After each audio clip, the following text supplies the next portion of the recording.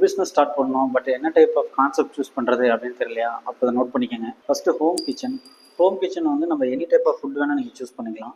அதுக்கு வந்து minimum licence இருந்தாலே போதும். 1000 ரூபீஸ் ஸ்பெண்ட் பண்ணால் போதும். எஃப்எஸ்எஸ்ஐ மினிமம் லைசன்ஸ் இருந்தாலே போதும். உங்களுக்கு தேவையான வீட்டில் இருக்க எக்யூப்மெண்ட்ஸ் வச்சுட்டு நம்ம தேவையான ஸ்டாஃப்ஸ் மட்டும் ஹையர் பண்ணிட்டு இமீடியட்டாக நம்ம ஹோம் கிச்சன் ஸ்டார்ட் பண்ணலாம். நெக்ஸ்ட்டு க்ளவுட் கிச்சன் வந்து பார்த்தோம்னா சொமேட்டோ, ஸ்விக்கி, ஃப்ளைரிட்ஸ் இதில் நம்ம டைப் பண்ணிவிட்டு மினிமம் பட்ஜெட் இருந்தாலே போதும். நம்ம வந்து க்ளவுட் கிச்சன் ஈஸியாக ஸ்டார்ட் பண்ணிடலாம்.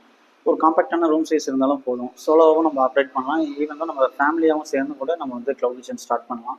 யாராவது ரெஸ்டாரண்ட் ஸ்டார்ட் பண்ணணும், எனக்கு எக்ஸ்பென்ஸ் இல்லைன்னு நினைக்கிறாங்க, க்ளவுட் கிச்சன் மினிமம் இன்வெஸ்ட்மெண்ட் போட்டு நம்ம ஈஸியாக க்ளவுட் கிச்சன் வந்து ஸ்டார்ட் பண்ணிடலாம். ஈஸி ஆப்ரேஷனும் கூட. இது வந்து குவிக் சர்வீஸ் ரெஸ்டாரண்ட், QSRன்னு சொல்லுவாங்க. இது வந்து ரயில்வே ஸ்டேஷன், பஸ் ஸ்டாண்ட் அந்த மாதிரி வச்சோம்னா நம்ம நல்ல சேல்ஸ் பார்க்கலாம். அதாவது மக்கள் வந்து அடுத்து டிரான்ஸ்போர்ட் ஆகிட்டே இருப்பாங்க.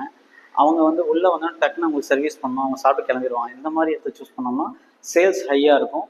மக்களோட அதாவது மூவ்மெண்ட்டும் வந்து அதிகமாக இருக்கும். AC ஃபைன் டைன் ரெஸ்டாரண்ட் இங்கே வந்து பார்த்தோம்னா இன்வெஸ்ட்மெண்ட் கொஞ்சம் அதிகமாக தான் இருக்கும். 20 to 30 lakhs, அது 50 lakhs கூட நம்ம ஸ்பெண்ட் பண்ணுற மாதிரி இருக்கும். இங்கே மோர் ஆடியன்ஸ் நம்ம ரீச் பண்ணுறதுக்கு வந்து நம்ம மோர் இன்புட்ஸ் போடுற மாதிரி இருக்கும். சைனீஸ், கான்டினென்டல், இந்தியன் இந்த மாதிரி மல்டி குசைன் மெனூஸை நம்ம சூஸ் பண்ணுற மாதிரி இருக்கும்.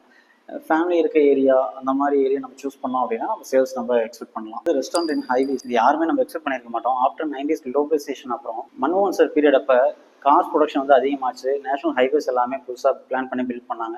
அந்த டைமில் நம்ம ஃபேமிலியாக ஃப்ரெண்ட்ஸ் எல்லாருமே ஒரு ஷார்ட் வெக்கேஷன், ஒரு லாங் வெக்கேஷன் போகலாம் அப்படின்னு சொல்லி பிளான் பண்ணி நல்லா ட்ராவலிங் இன்க்ரீஸ் ஆச்சு. ஹைவே ரெஸ்டாரண்ட் நம்ம பில்ட் பண்ணுறதுக்கு 30 to 50 lakhs வந்து நமக்கு தேவைப்படும். குட் ஃபுட் இருக்கணும், குட் குவாலிட்டியில் இருக்கணும், குட் ப்ரைஸிங்கில் இருக்கணும்.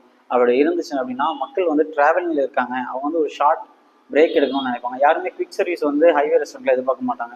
வந்து ஒரு பிரேக் எடுத்துகிட்டு மெயினாக டாய்லெட்ஸ் க்ளீனாக இருக்கணும், ரெஸ்டாரண்ட் க்ளீனாக இருக்கணும். இப்படி இருந்தோன்னா ஹைவே ரெஸ்டாரண்ட் கண்டிப்பாக வந்து உங்களுக்கு நல்ல ப்ராஃபிட்டபிள் பிஸ்னஸாக வந்து அமையும். இந்த மாதிரி ரெஸ்டாரண்ட் பற்றின ரெகுலர் அப்டேட்ஸ்க்கு என்னை ஃபாலோ பண்ணிக்கோங்க. தேங்க்யூ.